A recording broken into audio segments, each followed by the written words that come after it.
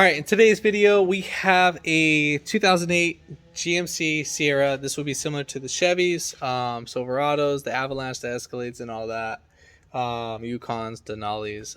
Basically, the Sierra that I have, customer came, it said engine reduced power, and so forth. Now, usually when it says engine reduced power, usually it's it could be either the mass airflow sensor, MAP sensor. It could be usually be one of the main sensors when it says engine reduced power.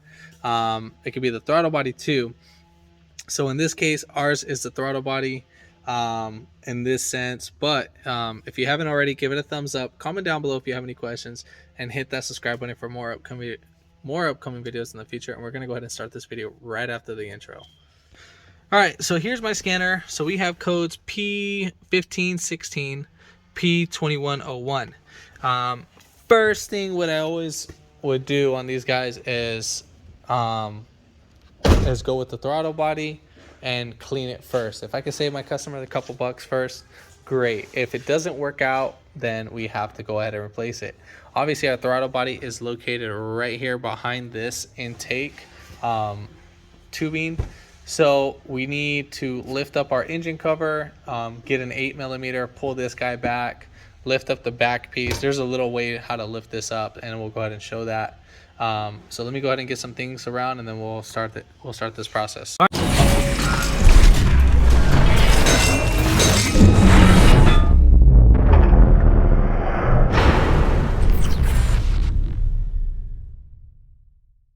All right, so we're gonna go ahead and lift up our engine cover. So we'll lift up right here, wiggle it up as you lift it, and then once you got it lifted, you're just gonna pull it right up on out. Now this little rear end might get stuck under the coolant hoses, so just be careful. Try to lift it up high enough and then wiggle it right up on out. All right, so next step, what we're gonna go ahead and do is that we are gonna go ahead and take off or just loosen this 8mm bolt, or you can use a flathead screwdriver. All right, now that we got that loosened up, so we need to take off our PCV hose. Now, there's two ways you can either do this. Now, you can either pull it this way, but usually if you pull it that way, you have a tendency to break the actual nipple. So right here, you can just wiggle this nipple out just like that. These are literally just pushed in or clipped in, so just like that. So we'll just move that over to the side like that. All right, so next thing what we're gonna go ahead and do is we're gonna go ahead and take off our intake.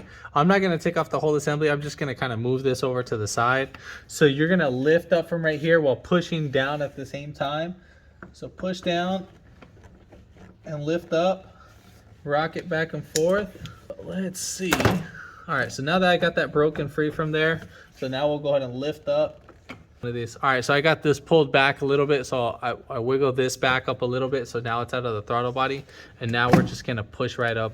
So we just need to get this little piece right out of here. So now that we got that out the way, now we have easier access to our throttle body. All right, so let's go ahead and inspect our throttle body. Now, as you can see, we are a little bit gunked up. This is actually not that bad. So let's see. So I've seen a lot worse, but I mean, I suspect it being the throttle body. So what we're gonna go ahead and do, so we're gonna go inside the vehicle, and we are gonna go ahead and put the key on the on position, not starting, just on. And then we're gonna go ahead and, unless if you have someone, which I just don't want to bug my wife right now, I'm just gonna put something heavy right there, at least to hold it.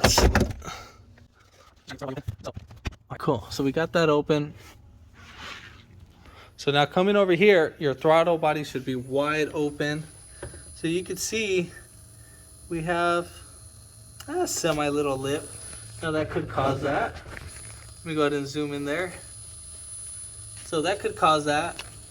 All right, so during that meantime, while we have that out, we are gonna go ahead and clean that throttle body. So I'm gonna spray some brake cleaner on a rag.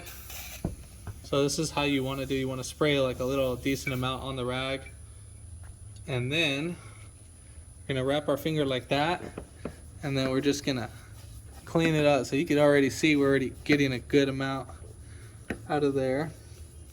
Oh, and you have to use a microfiber cloth You cannot use anything that's pretty aggressive, only a microfiber cloth. So once you're cleaning the mud flap, make sure you're not using any, you do not want to use any pressure against that plate. If you force that plate, you will damage the actuator that's inside, and then you'd have to replace it. If it just needed just a cleaning, then I mean, you defeated that purpose. So that's why you got to be pretty gentle. So usually try to get the edges. That's going to be pretty gunked up. I mean, I'll go ahead and test drive this as part of my little process. Alright, so now you usually want to kind of clean the plate a little bit too, so try to clean up its edges and so forth. So you usually want to just get the rag. Literally all you have to do is just wipe it down. I can feel it actuating too much. I feel like the thing's actually messed up. I think the throttle body might be messed up, because usually when you touch it, it shouldn't actuate. So see how it's kicking back, but I'm barely using any force. All right, so now that we have that, let's go ahead and put back everything. So we're gonna go ahead and just bring this back down. Now slide in this back piece over there. Now we are gonna go ahead and, usually I put this guy down in first, and then I lift it right up in there. So I put in the throttle body first. That's why I usually pull this guy out, or push it down and then lift it right up. But so we're able to get that. Now that we got that in, now you're gonna grab your PCV hose and then slide it right in there. And then I'm gonna leave the cover off for right now, and then we're gonna go ahead and back inside the vehicle. All right, so let's go ahead and take off our thing. You can use a stick, whatever. So I'm gonna go ahead and start it. If the idle is high, then you're gonna need to do an idle relearn position. So I think the way how to do it without that, I think you could probably press on the gas pedal 3 times, but doing it slowly. So you go all the way down, hold it for a second, and then bring it back slowly. Let go, and then you're gonna go ahead and repeat this process 3 times. Oh. All right, so now that we got our foot off, now we'll go ahead and start it. And so our idle is not above 1,000. So usually when it's above 1,000, right now this is the car is warming up. So let's go ahead with our scanner. Turn on the brightness on this and take off the flash off that. So we're actually going to go to data display, sensor data. Yeah, this might be it right here. You just want to see your throttle body and what position it's at. This is 13. I'm going to go ahead and turn off the vehicle. And so we'll put it back on the on position. We're at 15%, which is pretty ideal. It should be anywhere from about 13 to 19. You see how that jumped up? That I didn't like. It shouldn't be up right there. So I'm gonna start pressing on the actual pedal, and at the same time I'm gonna watch that move. So I'm already, it's going. So when you get to wide open throttle, I think it should reach about 100. So yeah, this one reaches 100. So we are, it could be a faulty throttle body. So right there, that's where it should be, between, again, 13 to about 19. Usually 26, that's a little bit too high. Yeah, 26 is a little bit too high. I don't like where the 26 is at. Yeah, I just normally see it right there at the 26. Let's see how at idle, if it changes. So I mean 18, 17. By the way, you can see it's a TPS, throttle position sensor. Maybe it could just be a little semi. At least the check engine light's off. That probably went off because it passed a couple times. So let's say if you didn't have, if the idle was too high, you would have to go in your scanner. I'll probably just do an idle relearn too while I'm at it. So we'll go under functional test, and then module setup, idle relearn. So engine must be off, key on. So we're gonna go ahead and do that. Select reset.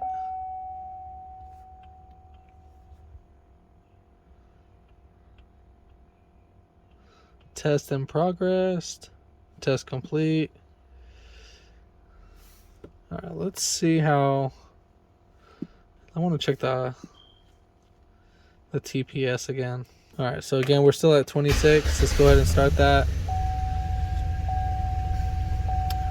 I think we're fine. I'll go ahead and take it for a test drive, and then I'll get back to the video. So we'll see how everything is.